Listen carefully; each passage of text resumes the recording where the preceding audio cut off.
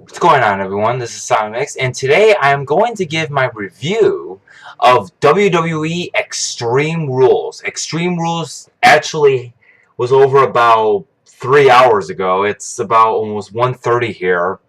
Was at a friend's house actually watching the pay-per-view, and was able to watch it, and this is actually going to be my very first review of a pay-per-view since Survivor Series of 2009. So it's been a very long time since I've done a review. So without further ado, let's begin. Now, I don't know much about the backstage segments. I only know one in particular. But let's just go over the matches, and then I'll give the overall and all that. So the night kicked off with Fandango versus Chris Jericho. Now, this match wasn't an Extreme Rules match, which kind of didn't make sense because I think this match should have been an Extreme Rules match, but nonetheless.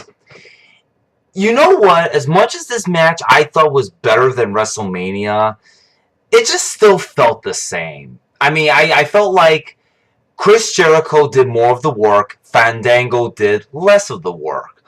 Although Fandango did pull off more moves than in his WrestleMania debut, still, he was only pulling off like maybe 4 or 5 moves at most, and then the rest were like punches and kicks. In the end, Chris Jericho hits the Codebreaker off the turnbuckle, which looked pretty damn sick. And Chris Jericho gives Fandango his very first loss at ever. His first loss ever, I should say. Although some of the sells that Fandango did, he did pretty good. Which, that's the thing, though. I think he sells moves pretty damn good, but just can't wrestle. I mean, I hope they change it. Maybe I hope he does changes, but so far he's looked as a terrible wrestler at the moment. I give this match a 2.5. I know I might sound a bit generous, but I'm going to give it a 2.5 out of 5. Up next was Dean Ambrose versus Kofi Kingston for the United States Championship. This match was a fun match. I think this match was probably one of the best matches of the night. This had a good pace to it, good counter, good wrestling to it. I think in this entire match there was one little botch. Just a little botch. But other than that, this was a great match. And Dean Ambrose picks up the victory and wins his very first United States Championship. Although, one of the problems, actually there's 2 problems. One, the United States Championship belt gets changed after a month after Kofi Kingston wins it. And the second thing is that, I guess once again, they're making Kofi Kingston being looked at as a transitional champion. And I think that will hurt him in the long run, but hopefully with Dean Ambrose, I think hopefully they will give him a long U.S. title win, which I think they will. If it's at least till maybe Night of Champions, maybe Survivor Series, I would say that he had a good long run with the belt. I give this match a 3, maybe even a 3 point. No, I would give it a solid 3. 3 out of 5. It was pretty damn good. Next match was Mark Henry versus Sheamus in the strap match. Pretty boring, pretty slow pace. I mean, there was a couple interesting things, how Sheamus was on the apron, just basically riding along the outside of the ropes, touching the corners. I thought that was kind of interesting. A few parts here and there, and the finish could have been done differently. I think the finish should have been Sheamus with the bro kick, boom, and then just end it like that, but they had to do something kind of screwy in a way. I give it a 2 out of 5. Like I said, it was a very slow pace, nothing really intriguing out of this. Next match was the I Quit match, which was originally supposed to be the World Heavyweight Triple Threat ladder match. But this was the I Quit match. Jack Swagger versus Alberto Del Rio. This match, I think, was probably the biggest disappointment match of the night. Through the entire match, they practically used kendo sticks. And for the most part, they treated this match as more of like a submission match. I mean, I remember like back in the I Quit matches years ago, they would be like pretty extreme. But now it's gotten so watered down as of late. It kind of makes an I Quit match look almost like a submission match almost.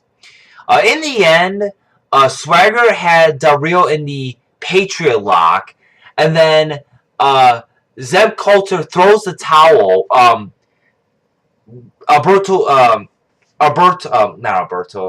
Ricardo Rodriguez's towel, making the referee think that that Ricardo threw it. But then they had this instant replay, and it was so stupid. It was kind of like something that they did in TNA like 5 years ago or something.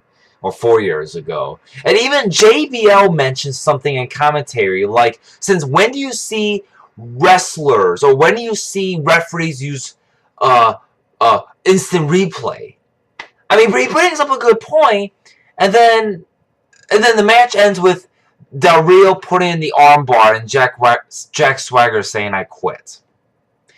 Disappointing match. Very stupid ending. Very, very stupid ending to the match. I give it a 2.75. I thought it was definitely a disappointment. Up next was the Team Hell No versus the Shield Tornado Tag match for the Tag Team Championship. This was a fun match. This was the popcorn match of the night. Very good pace, very exciting match. At times it was almost unpredictable and very close calls during the entire match actually. Good spots between both the Shield and Team Hell No side. In the end, I think it was suspected and pretty predictable. The Shield comes out victorious, and the Shield now hold the Tag Team and the United States Championship belts, or titles, I should say. I give the match a 3, maybe a 3.25 out of 5. The sixth match was the Randy Orton versus The Big Show in an Extreme Rules match.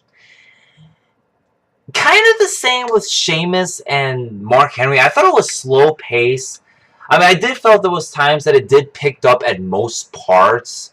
There was a good spot with the ladder, how Big Show was going to squash Randy Orton while he was on top of the ladder, but then Orton moves out of the way, and Big Show falls through. And the return of the punt to end the match with the punt.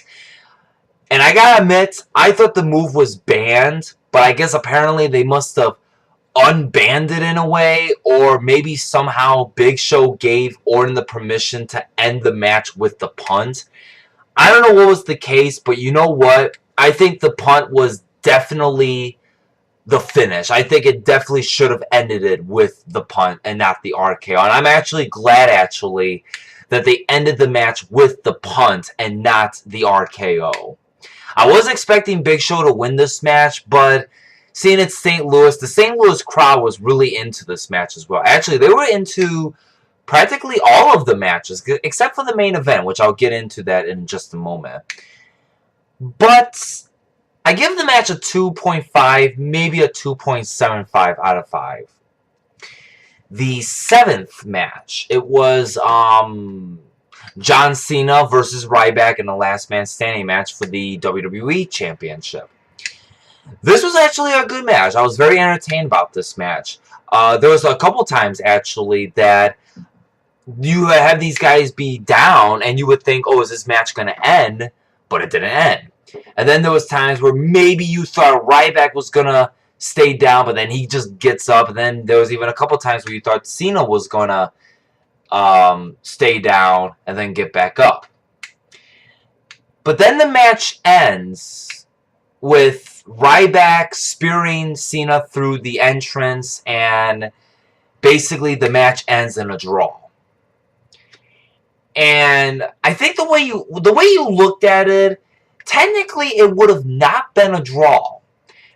even though the match was stopped and it was pretty much a no contest, but the thing is that if you paid attention kind of towards in the background, you saw Ryback actually not really getting up out of on his own 2 feet. I mean, of course he had help, but he basically walked out on his own 2 feet, and Cena was carried out on a stretcher. And I guarantee you that there's going to be something on Monday Night Raw with a promo saying that how Ryback was the one that walked out on his 2 feet, but yet Cena got walked out on a stretcher, and I should be WWE champion. You know there's gonna be a promo on that on Monday night. You know there's gonna be something on that, and I'll probably be mentioning that on Monday Night Raw for the May 20th edition of Monday Night Raw. But I thought it was a good match. Good table spots with the 2 tables, the fallaway slam on the table, then of course the attitude adjustment on the table. And they did some good backstage fights as well, which I thought were pretty intriguing as well. I give the match a 3.5. I would have given it maybe a 3.75 if it wasn't for the ending. But I think for the most part, I think many people did expect a draw. Because if Cena would have won, that would have added another losing streak to his pay-per-view losing streak, thus making Ryback not so much of a believable character and a waste of a time opponent. But if you made Ryback win, then this whole redemption storyline with Cena, he gets the belt at Mania, but then he loses it then he loses it here at Extreme Rules, and it's like, you get it, but then you lose it a month later. So what's the point? What was the point of this redemption? So I think it would have not made sense on both categories. So thus, I'm pretty sure probably at Payback, there's going to be another Ryback against Cena, and that match will probably be the ending of the rivalry. If not that, probably Money in the Bank. And then finally, Brock Lesnar versus Triple H in a cage match, which surprisingly I did not think this was going to be the main event, but surprisingly this was the main event. You know what? For what it was, and actually I want to hear your guys' comment about the cage, because they did introduce a new cage look. I actually like this cage. I think this cage looks pretty damn good in my opinion. And if they're going to start using this cage look, I think go with it, because I think this is a definite good cage look. But besides that, let's just get into the match part. You know what? I think in a way this match was a little bit better than the WrestleMania match. But the crowd, as I mentioned before, the crowd was not into this. And I think at most parts, I kind of felt like this match was good, but at the same time it was kind of like, this feels like a normal match. And that's the sad part, is that now with this PG rating, cage matches do feel like normal matches, because you expect something violent like blood, but there isn't. And I think for a rivalry like this, there should be blood, but there isn't blood. And if there was blood, it would add more to the rating of the match. In the end, Brock Lesnar hits Triple H with the sledgehammer that was hidden above the cage, which actually I thought that was pretty good. It was all in chrome, or to be the exact color with the steel cage, which I thought that was pretty good on their part. Then Brock Lesnar hits the F5, and that was it. You know what? I gotta give this match a solid 3. As a matter of fact, I think their SummerSlam match, I would have given that a solid 3, maybe a 3.25. The WrestleMania match was a 3 solid, and this cage match I felt was a 3. I mean, maybe they could have went extreme, like maybe added blood, maybe just to add something to it, but they treated this as like a normal match, in a sense. I mean, sure, yes, they did use the cage and all that, which is always cool and all that, but still, I think I think there's something about these two that have no chemistry together. And you know what?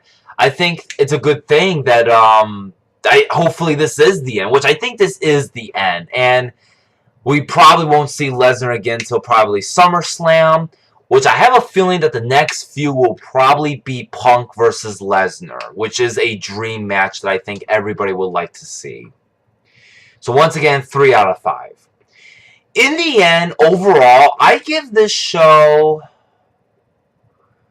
This was a good show. I actually found this to be very enjoyable. Couple matches were not so great, including one was a very disappointment.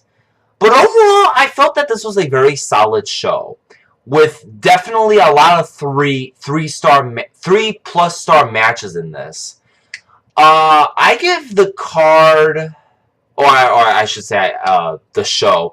I give the show about a 7, maybe a 7.25 out of 10. I think some people might give it a 7.5, maybe a little higher, but with me, a 7.25 around there. So, very good show. I would definitely recommend anybody for this. I would recommend seeing the Dean Ambrose Kofi Kingston, the Tornado Tag match, and the Last Man Standing match. And then Brock Lesnar Triple H, if you really want to see it, if you're like really bored, I would say go ahead and check that match out as well. Alright, well this was my review of WWE Extreme Rules 2013. Hope you guys enjoyed. Please do leave me your comments on the bottom here. And until then, I'll be checking you guys out for the Raw 20th review for Monday, May 20th. Until then, this is SonicMix saying you guys have a good night, and I'll see you later.